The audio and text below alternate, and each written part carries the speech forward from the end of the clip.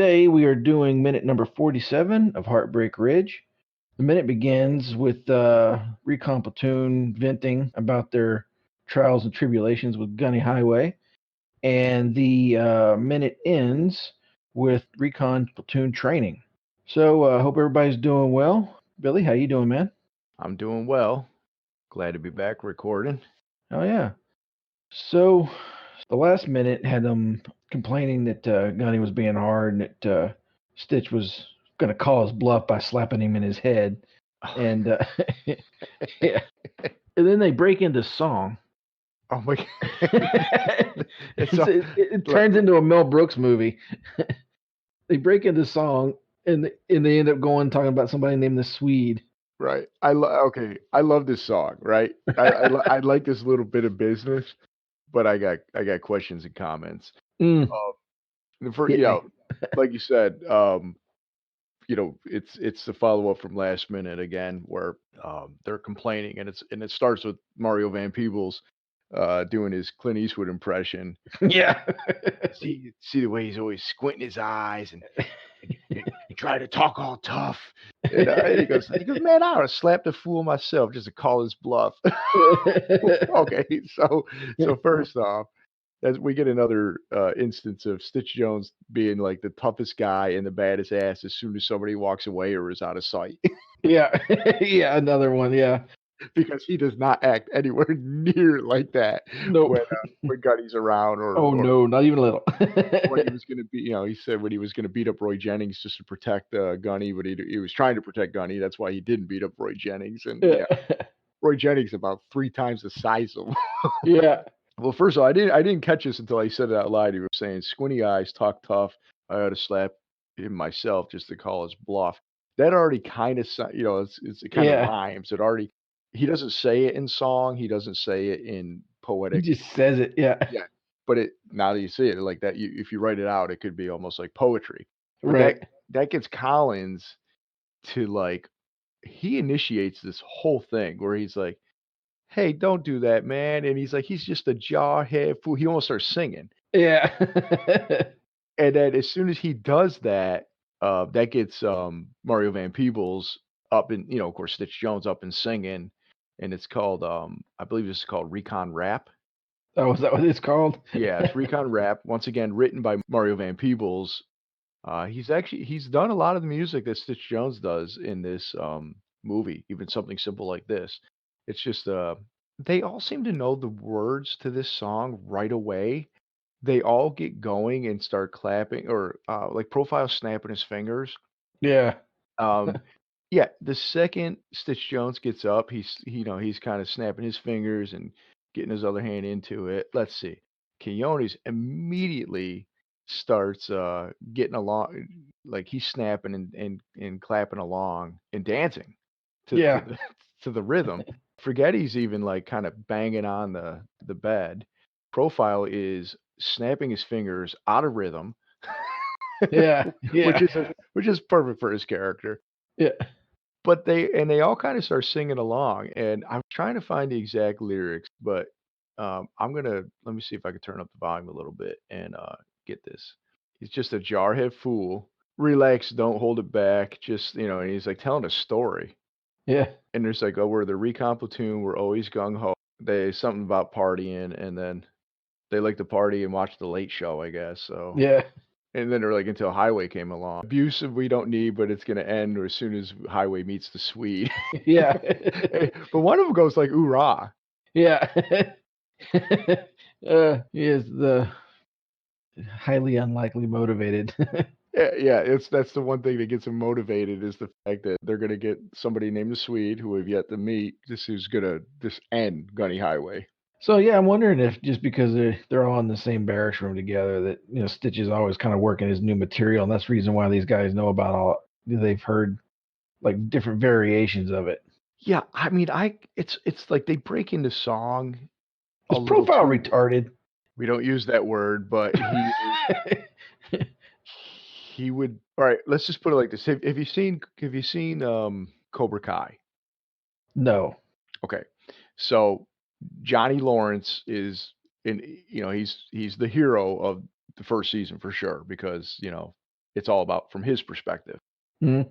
But part of his perspective is he's stuck in the 80s and life has not changed for them, and he wishes he could basically go back to high school when he was, like, the king of high school and, Mm. just everything, and, he's like a washed up bum, but he starts the school, and he's got all these, like, millennials and or even the next generation behind them, all these young kids that got, like, gluten allergies and stuff like that, and he's like, "What the fuck is that?" Like, he doesn't understand any of it, he has no time for it, and I think he asks one of the kids if he's retarded. And the kid goes, "Well, I am on the spectrum." And he says, "Well, get off of it." Which is, the funny because he just doesn't understand. He doesn't even know what the internet is. Oh. Yeah, like that's how like stuck in the 80s he is. Profile would definitely be like Johnny would think he's on the spectrum. Let's just put it like that. Well, okay.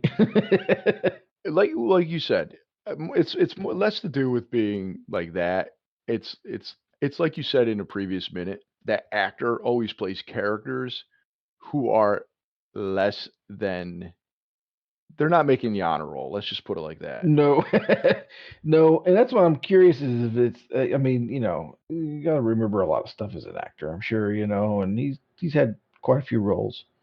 But because he always plays the same character, is that just the way the guy was? I think he's typecast. I think he Ah, he plays a good moron. okay.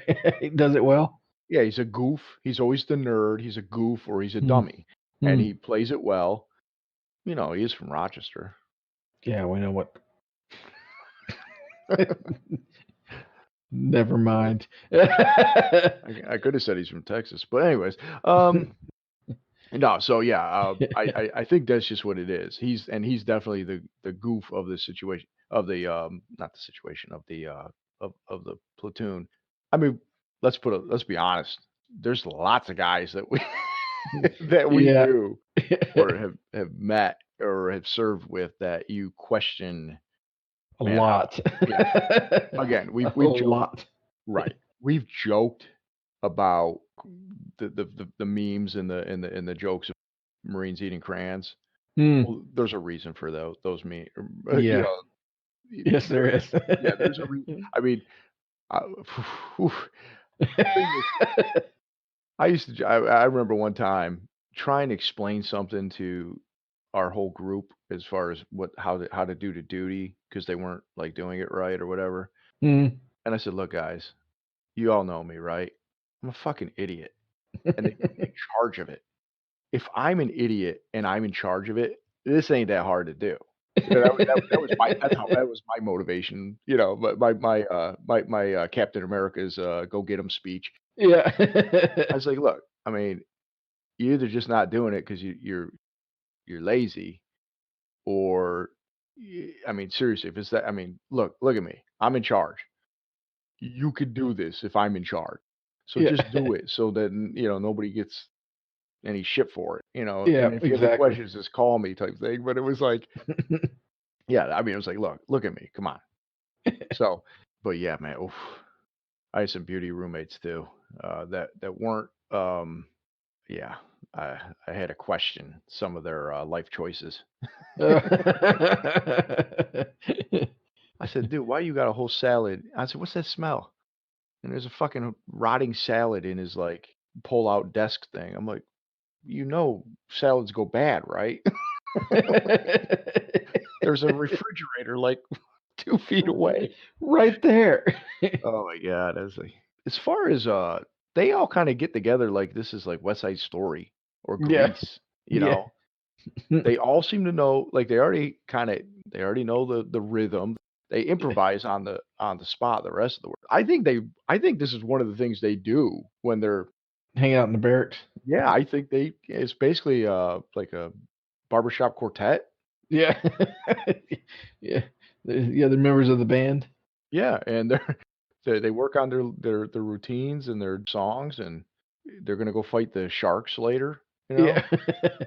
You they have a dance off in the middle of the damn. Yeah, they even got the snapping, Yeah. you know? Hey, did you ever see that Saturday Night Live skit where this is back in the early 2000s, so Norm Macdonald was like it was the shark and the Jets, right? and of course they weren't called that, and it was West Side Story, and Norm Macdonald is the gang leader for the Jets. Yeah, and they're getting ready for their rumble, but they all keep breaking into song and dance except for Norm Macdonald. And he's like, what? He goes, what the hell's going on here? Well, it's pretty simple. He's like, you pick it up really easy. You just got to start dancing. He's like, but it keeps happening basically. And then Norm Macdonald's like, oh great, do you know this number? Well, you're over there dancing. I just got stabbed in the head, but so that's Recon's out there fighting, and these guys are going to be out there. Yeah, shuffling. Yeah, exactly. They're snapping their fingers in rhythm, Yeah, going at the enemy who have AK-47s who are going to shoot them in the face. exactly. 1, 2, 3, 5. Exactly. 5 covered caskets. So, I wonder what late show they're referring to. Well, Probably Johnny Carson, right? probably Carson, yeah, because he was king. Was Letterman on by 83? Because that was I like the late show, don't think Let's so. let's do this. Let's go to our buddy Google real quick. Yeah, This makes for riveting podcasting. I think Letterman came a little bit later, but because I think for the longest time Carson was the only one. He was the big guy, that's for sure. I mean, there was all sorts of like talk shows in the 80s, but I don't know how soon in 83. Donahue. Yeah, that wasn't that night. Hey, actually, David Letterman's show is a talk show in the 80s. That's not what I want. I want what was it called? The Late Show with David Letterman. Right? Yeah, you could probably Yeah. just look up Letterman. Well, that's what I did, and I ended up getting it. Yeah, The Late Show with David Letterman debuted in 1993, so a good 10 years after this movie takes place. So they weren't Okay, yeah. watching. It's got to be Carson. It's got to be. Yeah, let's just go with it. Unless they're talking about Saturday Night Live. Yeah. They only watch it once a week. Yeah, so we get another tease for Swede. Yeah, the Swede characters must be something to behold. Yeah, 'Cause they keep bringing him up. So yeah, so this is at least the third time, I think. Yeah. I think they've mentioned him 3 times. Yeah, it's like a bunch of stormtroopers going, yeah, when Vader shows up, he's going to fuck you up. Actually, you notice at the very end when they're talking about the Swede, Keones and Stitch Jones like slap hands and shake hands. Stitch Jones gets invisible lat syndrome and starts walking around like he's like enormous. Yeah, he can't move. It's pretty funny. Yeah. That's a little more than half of the minute, and it cuts to Marines training. It's going under typical what you would see in like boot camp or any sort of military kind of training sequence. You got you got the Marines crawling on their back under barbed wire in the sand. Actually, they're doing what they teach us to do. They're using their M16s, their rifles, to kind of hold the grease the skids. Yeah, keep the concertina wire off of your person. Yeah. I noticed too, they're not wearing helmets. They're wearing like the jungle. Yeah. And it's funny, at first I thought this was for Getty, but it's actually Stitch Jones. So Gunny's shooting the AKM again over their heads while this is going on. Now, meanwhile, there's actually explosions going off in the little barrels. Yeah. Now, we did this in boot camp. Yep. Now, obviously, these are Recon Marines. They're going to be training like this on a more regular basis. I don't know how often they would train like this with the actual explosions going off, but in boot camp, we definitely did that. Mm-hmm. Get you used to the sounds of combat and the disorientation.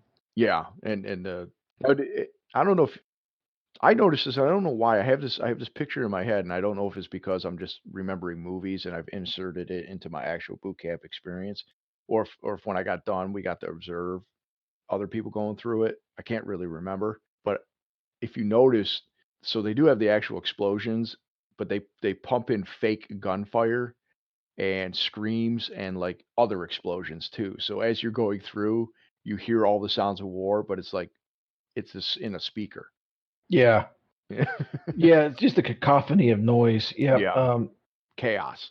Yeah, exactly. Because they've been able to hear and move, and I mean, I don't know how effective that is as far as training goes. I guess if you get used to doing it all the time, then when it's real, you don't really pay attention. But when you don't, like when you know it's not real, I don't know if you're paying attention to it anyway. It's just noise.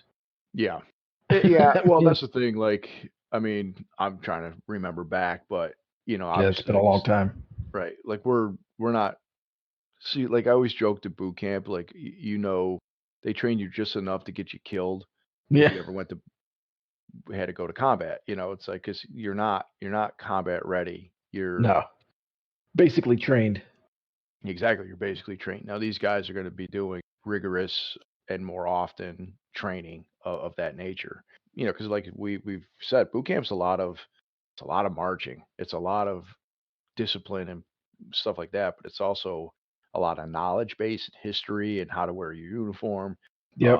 how to Teaching you how to be a Marine. yeah, And then and then we have combat training after that. Like we have a whole other month after that. yeah. I actually like that they do that. It's because I mean, part of the credo of the Marine Corps is every Marine's a rifleman, so it Yep. doesn't matter if you're in the band. You might be called upon at some point in some sort of capacity to Yep. pick up your rifle and use it. Qualify every year. Yeah, because we're also such a small service compared to the others. I like. I mean, I think that's what sets the Marine one of the things that sets the Marine Corps apart from the other services. But Yep. let's be honest. I mean, being some pogue, you're not gonna drop us in a combat situation and be like, all right, you're just as good as recon. Yeah. No, yeah, no, that's not entirely the case. But the fact they give you extra exposure on some tactics or just roughing it or just your rifle or, here's some takedown moves. Um, even I even just like so like did you do combat hitting skills in boot camp or did they get rid of it by then? What's that? Combat hitting skills, did you do that in boot camp or was it gone? Yes. Yeah. No, they still did it. Yeah, they got rid of it's gone now, I think. I don't think They wouldn't let us do it over, well, like the pugil sticks. They wouldn't let us do it over water because somebody drowned. And Oh, but really? yeah, but we still had the little boxing matches where you both ran into the Yeah. box. That shit was fun. Yeah. Or Well, the pugil sticks that are, yeah. all run through the maze or whatever, and then Yeah. you get to the it's great. That shit was so much fun. I enjoyed that. So we have to wear the helmets, Hmm. the little pads, like sparring pads basically. But they Yeah. also put one in your groin too, and I guess Yeah. mine was too big. This is we did it twice. Did you do it twice? We did it twice. We did it once 1v1 and then another one was 2v2 from another platoon. Did you do that? Yeah. Yeah. Yeah. So I think the first time yeah, it was the first time I was running and my damn jock was falling off. And it was like, because you run through the woods, like you could see where the other guy is. Like, start off at a complete opposite ends. You run through the woods, kind of like Recon did the last minute, you Huh. know. And at least this is in Paris Island anyway. So you're running through the woods, and it's a short run, but you gotta run your ass off. And then Yeah. you go through like I always I know it wasn't beads, but it reminds me of like the beads you go through. So you go through the beads, and then you're in like an octagon. It's like Thunderdome because there's like one or two refs in there, and then you could see a bunch of other like DIs and combat hitting instructors watching from above almost. Yeah. So I remember running in, and I'm thinking, I can't run that good because the damn jock's falling down to almost my knees. And I'm holding it with one hand, trying to bugle stick and run in there. A bugle stick's supposed to be your rifle. Yeah. So I'm like, I get into this arena and there's nobody there except for the guys, and I'm like, what the fuck? I expect to get blasted. So they're like, I don't know, they're yelling. It's just like you said, cacophony of noise. I have no idea, and I guess it's the point. And then I see the guy come through the beads or whatever it was, and they start yelling like, "Get him" or something. But I was already waiting for him, and I just blasted him in the face and laid him out. And I was like, "This is so." I come out, whichever platoon wins that each round, you come out and yell your platoon, and they mark it off who won. Yeah. So Yeah. in victory, come out, like, yeah. So they sent us a second time, and this time it's 2v2, and we got there at the same time as the other two, and I don't remember exactly what happened, but we took one of the guys out, and then I guess what I think I figured out what happened afterwards is somebody hit me, and Oh, it was a kill shot, uh, but I didn't know that, so I kept fighting, and the DI tackled me, and I was on the ground, and I kept trying to fight him, but I didn't know it was like, I didn't get in trouble. I was on the ground, but I'm like, because I didn't think it was a kill shot or whatever. Because if you hit them, they may not count it as a hit. You know, you have to hit them like the right way. right. And I think what happened is like I hit on my helmet, Ah. and but so he laid me out to get me to so that the other two could fight or whatever. I kept trying to get my pugil stick up to help my buddy, and he and I might not have been a DI, I might would have instructors, but long story short, he basically just was like, "Settle the fuck down. You're you're dead, Marine." So You got. so I mean, part of that is just to kinda see, like, it's not obviously, it's not real life, and it's not I think it's just good to expose all of the Marines to that. And as far as I mean, that like you said, some of that stuff's real fun. Oh, it is. It's a lot of fun. I wouldn't wanna do it every day. No. No. What do you got, No. like a 10 to 12-week program? Yeah. So, we mentioned the cacophony of noise and the explosions and all that, the concertina wire that they're going under. So, I don't know why Gunny thinks he needs to add to it by shooting over their heads with that aforementioned AK-47 or AKM. Well, probably because they may already know. They probably already know that it may have live rounds in it. They've been shot Yeah. at it with before, so get down. I'm up. He sees me. I'm down. That's so funny you say that because I was going to I had that in my notes. I literally that I'm up, he sees me. And it's Stitch Jones. He gets up and runs to the next concertina wiring, and it looks like he's about to get back down. That's Yep. so funny. And yeah, my you know what, I answered my own question, I think, when I after I said it was, I think it's also so they, again, remember the noise that it makes. So if they're out and they start getting fired upon, they know Yep. it's an AK-47. It's It's the not enemy sees them. yeah. I mean, it's very far above basically the way it's framed anyways, it looks like it's very far above their heads. So even when they're up and running Yeah. and then getting back down, I don't think they even comes close to hitting him like he almost murdered everybody in the last, minute or so. Yeah. I think He zipped them all. yeah, I think it's just so that they are aware, but also maybe a gentle reminder to stay down. Yeah. Yeah. Exactly. Yeah, I'm up. They see me. A lot of people don't know what I'm talking about. Say that. That's funny. That's something from boot camp that stuck too. Although we really did that in MCT. Yeah, we did that too in MCT. Yep.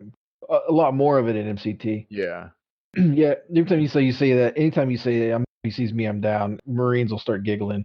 yeah. I laughed, not laughed, but I do laugh because like we went MCT. You go to boot camp, you have like 10 days leave, Mhm. whatever it is. You come back, and I think we only did like a day or two of like checking in to MCT and then getting situated in the barracks, and then they brought us out to the field, right Yeah. away, and we start because I mean that's the whole point of it. And Right. seriously, the very first thing we did was squad rushes like that. Yep. So they gave us live ammo. Yes, exactly. Yep. Nope. We did the same thing. Yeah, and then you have ranks and ranks and ranks of knuckleheaded Yeah, you run up or down a hill. shooting at the little plastic commies. Yeah, and then like so one squad rushes in front of the shooting, Yeah. although in your own line, they're like, don't go to the left or the right. You run straight because you're gonna get shot. While the other team lays, the other bit of Marines lay down covering fire. And I'm like, Yep. I laugh because I'm like, this is the first like thing we're gonna do is Yeah. like, Don't fuck there's no up. there's no easing back into it. No, here's some live rounds where it's gonna shoot. And some of those dudes when they hit the ground, they're not graceful, let's just put it like that. And they're not No. keeping their rifle face forward. Yeah. Like, you're gonna shoot my ass. Yeah. But it was fun. I liked it. It's a lot of fun. Yeah. Yeah, Uh, it's good stuff. The reason why we joined the Marine Corps is to do cool shit. yeah. I'm up, they see me, I'm down. Oh, so we get a little we don't get into it this minute. Oh, Webster. Yeah, somebody is observing. He's smoking actually. He's out there just having a smoke, paying attention, and he he walks away, and then we cut to the rifle range actually. Next minute's gonna be at the rifle range, it looks like. Oh yeah, I know which minute this is. Yeah. So, Yeah. um, yeah, I don't have much else because I figure we'll talk about that that Marine as you've already stated as Moses. I think he shows up in the next minute more. We've already seen him act. He was the one with first platoon who was calling real cadences until Aponte did the certifiable. Or no, it was Quiones did the certifiable. Yeah. Do it, man. So, oh, see, I fucked up again because this is how much I've had my head canon of this movie when I called it the certifiable. Once again, I thought I'm not gonna have this conversation again. Long story short, it's not called the certifiable. Gunny is certifiable. I was like, what the fuck is he talking about? I'm like, you know what? I'm just gonna let him go. Oh yeah, just let me go. So everybody knows I'm an asshole. They're gonna find out I'm an idiot too if they already know, which I've clearly established. And there's been no lies told. Yeah. Oh, you know what? Sorry, this is a total change of subject. Is get off the fact that I'm an idiot. But actually, Deflecting. right, exactly. Well, actually, in a way, it kind of dovetails back to a previous minute. Got a message from friend of the show, Big Jim, Ah, and he says he said I don't think SA. Oh, do you remember in the previous minute I was Stitch said to the real life Marines who were giving him a hard time at the bar, don't don't start no SH, won't be no IT. yep, And of course we were like, what the hell's SH? What the hell's SH? And of course IT we're talking about incentive training, blah blah blah blah. He right. said he basically just reached out to me and said, I don't think SH means anything more than the beginning of the word shit. Which is what Yeah, I think we speculated that. One of yeah, us threw it out there that I mean, he's basically like saying, don't start no SH, there won't be any IT. So basically it's just him being kind of clever and cool, Stitch that yeah, is, of yeah. like, don't start no shit. And that's what Jim says, like, don't start no shit. There won't be no shit. Right. I can see that. I totally can see that. It makes sense. I just because of IT being incentive training, I Yeah, it made me kind of think differently, but it could be just as simple as that. Like, don't start no shit. We won't be no shit. yeah. We don't start it, we won't finish it. It's just saying it in a fairly clever way. Yeah. So thanks again to Big Jim for pointing out our mistakes. No, we appreciate the feedback, and appreciate the feedback from anybody. Yeah. Other than that, I don't have much else for this minute. I like the Recon Rap, but the only parts I know is when Highway met the Swede. Yeah. Yeah, I'm looking forward to meeting the Swede character. Yeah, me too. And then yeah, we clearly we go to the rifle range for Friday. We'll come back and see what's going on at the rifle range. I'm sure there'll Oh be some yeah. fun and exciting times out there. I wonder if Roach will show up and give them food. Oh yeah, some biscuits or 3-day-old breakfast burritos. Yeah. Breakfast burritos. There you go. That was my go-to. Yeah. Sure, we'll talk about that more later. Oh, sure we will. The roach coach. You want to cover anything else before we go? No, I think we got it. All right then. Well, thanks everybody once again for joining us for minute 47. Please come back on Friday for minute 48. And remember, Perry, you're just a jarhead fool.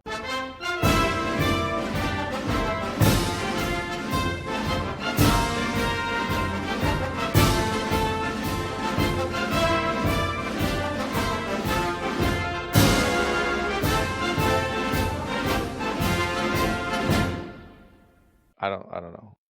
I got nothing else. Oh, I thought that was it. It kind of. I'm trying to think of any other bit of business. Yeah. All right, yeah, whatever. That's good. I'm gonna go with that. End it, All right. yeah, just end it. Yeah, end it with there.